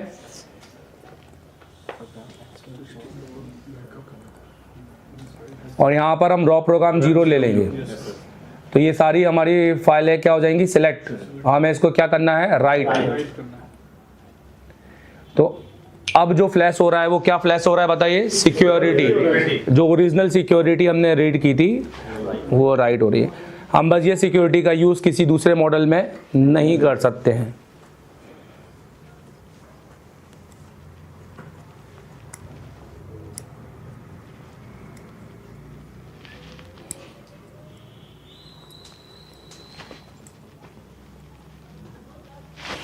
अब जो फाइनल है, जो कि ज़बरदस्त अपडेट है फ्लैश 64 का, मतलब इतने आपके बग्स के बाद में अगर एरर बात करूँ तो दुनिया भर के एरर में जो सबसे अच्छा मुझे लगता है कि अभी जितना भी हमने जो डाउनलोड किया है डंप, अब हमें पता नहीं है वो डंप सही है कि नहीं है। हो सकता है कि डंप में एरर हो, तो हम इसमें क्या करेंगे, A, B तो टिक कर देंगे। और अब देखेंगे कि क्या कोई रेड कलर का, बोलो, कोई फाइल देखने को मिलती है कि नहीं, या कहीं पे लिखा होता है कि भैया ये नॉट बूट वेरीफाई या कुछ भी हो। तो ये करके अब सिस्टम फाइल में ज़्यादा आपको टाइम लगेगा, पर ये एक बार हो जाने के बाद में ये क्लियर हो जाएगा कि फ़ोन ऑन होगा कि नहीं होगा। सर अभी आपने सिक्योरिटी डाला तो एफआरपी वापस आ गई। क्योंकि उसमें परचेस फाइल थी ना उसके अंदर, फिर से हमें करना पड़ेगा उसको। इरेज करना पड़ेगा।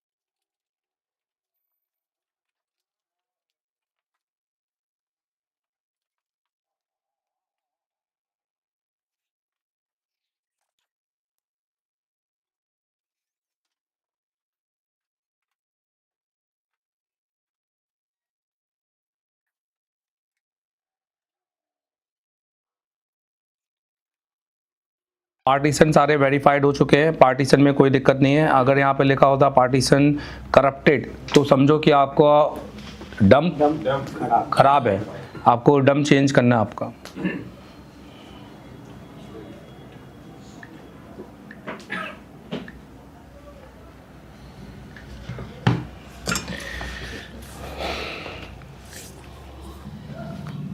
तो ये बहुत अच्छी चीज़ है, सही है।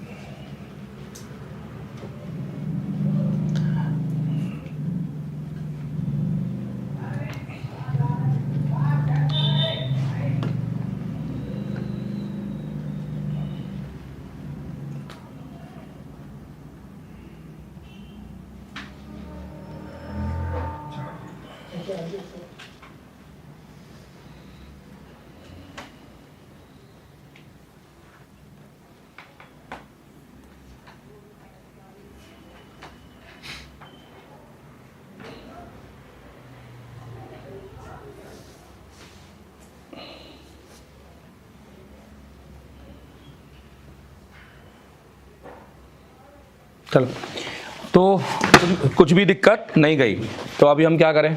बस कुछ नहीं है, आईसी को लगाएं। कुछ और करने लायक है क्या? नहीं सर। एफआर पे रिमूव कर दीजिए।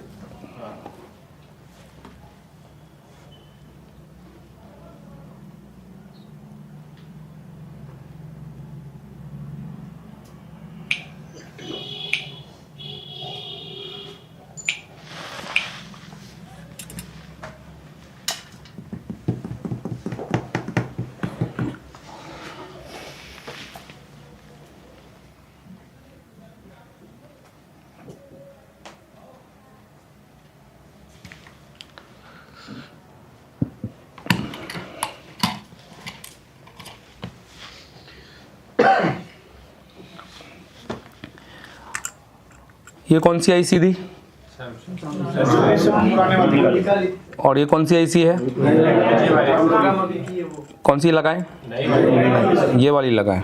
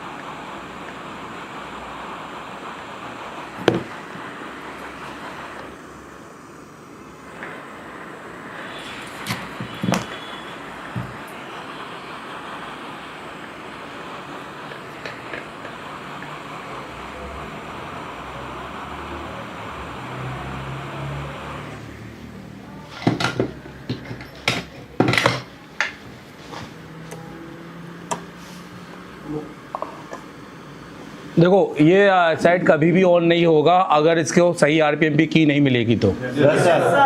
आरपीएम की मिलने के बाद ही ये सेट क्या होगा, ऑन। ध्यान देना, कोई भी सेट जिसके आरपीएम की मैटर करती है तो वो ऑन नहीं होता है, वाइब्रेट करता है। वाइब्रेट कर देगा पर ऑन नहीं होगा। ऑन होने का मतलब आपका आपने जंग जीत ली है। हेलो, हाँ, मतलब आपने आरपीएम की को सही लगाया है, प्रोग्रामिंग भी आपकी सही है। फर्स्ट लोगों पर रहेगा अगर सेट तो समझो कि अभी भी प्रोग्रामिंग में कहीं ना कहीं फॉल्ट है। मतलब अब हम डायरेक्टली यूएसबी से भी क्या कर सकते हैं, फ्लैशिंग। बट सेकंड लोगों पे आ जाने का मतलब है कि हमारा सॉफ्टवेयर अब पूरी तरीके से ओके हो चुका है। अब मैटर किसका होगा, जिसमें पहला बोलो या तो सीपीयू रिबॉल, दूसरा या वाईफाई एचडीआर, और तीसरा मेन पीएम निकालकर हमें एक बार क्या चेक करना पड़ेगा, एलडीओ। मेन पीएम को भी रिबॉल करने से हो जाता है कई बार, मैं एलडीओ चेक करने से, क्योंकि कोई भी हो सकता है, कोई डीपीडीटी का कैपेसिटर शॉर्ट हो जाए, कोई आरएफ का हो जाए, कुछ भी हो सकता है जिसकी वजह से कोई I2C की लाइन हो जाए, कोई I2C की लाइन मिस हो जाए। तो सीपीयू को अगर कोई I2C के पुलअप भी अगर रजिस्टर भी मिस हो गया तो आपका सेट सेकंड लोगों पर आ सकता है। समझ में आ रहा है मेरी बात? क्वालकॉम के अंदर अगर आपको पुलअप रजिस्टर्स लगे होते हैं जो खास तौर पर आपके पीएम के साथ होते हैं, जो पीएम के साथ कनेक्ट होते हैं या चार्जिंग आईसी के साथ कनेक्ट होते हैं, उनकी बात नहीं कर रहा, जो लाइट के साथ कनेक्टेड है या जो डिस्प्ले के साथ कनेक्टेड है, आपको उनके रजिस्टर्स भी देखने हैं कि सारे आपके 1.8 दिख रहे हैं कि नहीं, रजिस्टर दूसरी ओर जीआर दिख रहा है कि नहीं दिख रहा है। चलो देखते हैं कि अभी क्या सीन बैठ रहा है। तो हमने यहाँ पर एमएमसी चेंज की है Realme 5i की। Hello, yes sir. ये हमारा पहला हम एमएमसी दिखा देते हैं। पहले हमारे पास ये लगी थी, yes, और उसके बाद अब हमने ये लगाई है। ठीक है, अब देखते हैं कि क्या कंडीशन है सेट की। देखिए यहाँ दिखाइए जरा, यहाँ पे थोड़ा इस तरह से दिखा दूँ।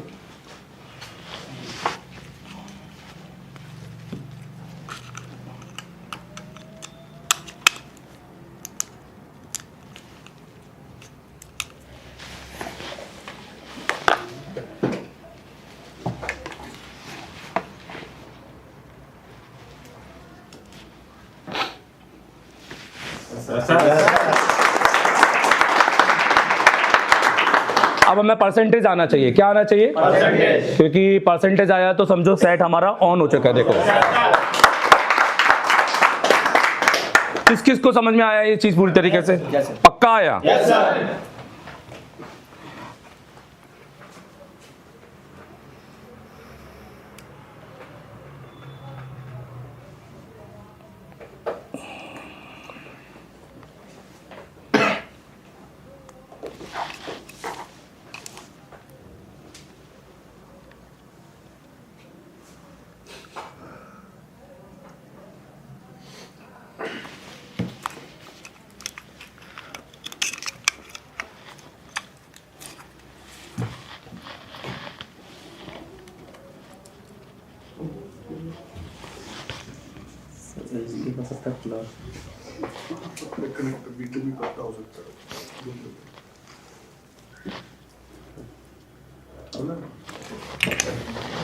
अब हम देखते हैं कि क्या ये हमारा सेकंड लोगो पे जाता है कि नहीं। मैटर हमारा सेकंड लोगो है। हेलो, फर्स्ट लोगो हमें, क्योंकि ये का दिखाना, ये देखो सेकंड लोगो।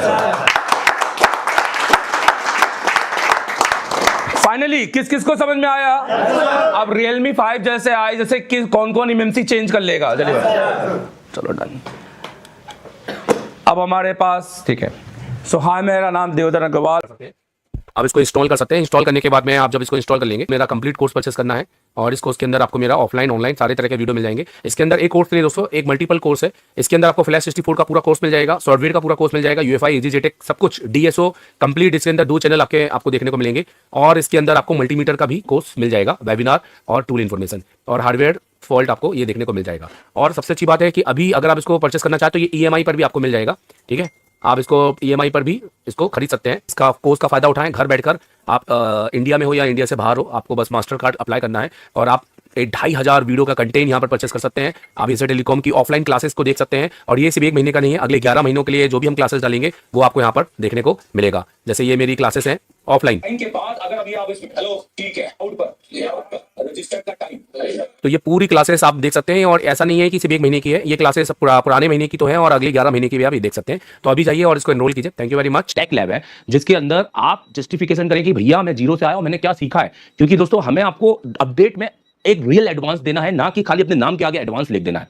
हमें बाकी एडवांस को प्रूव करना है कि हमने एडवांस दिया है कि नहीं दिया है। उसके लिए आप हमारे दिए गए नंबर पे कॉल कर सकते हैं 70073192 MD सर से, और अगर पढ़ना चाहते हैं तो आप हमें ज्वाइन भी कर सकते हैं। मैं देवेंद्र अग्रवाल, आज हमने दिया बहुत बड़ा अपडेट। अब कहानी बदलेगी। एशिया टेलीकॉम में शुरू हो चुका है एक नया चैप्टर। ये ट्रेनिंग नहीं, ये है क्रांति। हर एक बच्चे के पास में एक 2 SMD होनी चाहिए, हर बच्चे के बाद में एक पावर सप्लाई होनी चाहिए, हर बच्चे के बाद में एक प्रीमियम आयरन होना चाहिए। देश का एकमात्र इंस्टीट्यूट एशिया टेलीकॉम, जिसे डायरेक्ट चाइना की कंपनी ने कोलैब किया है। कराते हैं एंड्रॉइड पे केवल काम, यह आईफोन के लिए नहीं है, तो आप आईफोन के लिए बिल्कुल भी आप ये वीडियो को स्किप कर सकते हैं। एंड्रॉइड दोस्तों सबसे पहले तो हमारा काम है, हम इस कोर्स को बोलते हैं CPU मास्टर। ये ऑल इन वन कोर्स है। ये कोई ऐसा नहीं है कि आपने सॉफ्टवेयर पढ़ना है तो सॉफ्टवेयर पढ़ा देंगे, MMC पढ़ना है तो MMC पढ़ा देंगे। ये ऑल इन वन कोर्स है। अगर आपको ऑल इन वन पढ़ना है, एक फीस में सब कुछ, जिसमें आपको रहना खाना वोट सब कुछ हो और आपके साथ जाकर 11 महीने का अपडेट भी, जिसका हम एक थोड़ा सा नॉमिनल चार्ज लेते हैं, और वो भी क्यों, वो हम इसको आपको बताएंगे वीडियो के एंड में, आप देखिएगा जरूर। दोस्तों इस कोर्स को हम कहते हैं CPU मास्टर कोर्स, क्योंकि हमें CPU मास्टर आप देखेंगे ये एशिया टेलीकॉम का है, कंप्लीट एंड्रॉइड कोर्स और मास्टर एंड्रॉइड कोर्स। ये हमारे ऑनलाइन कोर्सेस है, आप इनको भी ले सकते हैं, मैं इनकी डिटेलिंग नहीं करूंगा। CPU मास्टर कोर्स होता है हमें बच्चों को CPU का मास्टर बनाना है एंड स्किल। तो हम हमेशा सबसे पहले हमारी काउंसलिंग करते हैं कि बच्चा बैठने लायक है कि नहीं। हम हर एक को एडमिशन नहीं देते हैं। अगर कोई गलती से एडमिशन लेके आ भी जाता है तो हम काउंसलिंग क्लास में उसको अलग कर देते हैं, हम उनसे फीस नहीं लेते हैं। मतलब अगर आप 10 घंटे बैठने के सक्षम हो, अगर आप इतनी मेहनत करने के लायक हो। लैब है, यहाँ इतने सारे जो टूल्स हैं ये सब आप यूज भी करते हो कि खाली ऐसे देख लेते? ये एक पहला इंस्टीट्यूट है जहाँ टूल यूज होते हैं। हेलो, पन्नी लगे वाले टूल नहीं है, ठीक है। एशिया टेलीकॉम नाम सुन के फ्लावर समझे क्या? टेक्नीशियन समझे क्या? टीचर है मैं।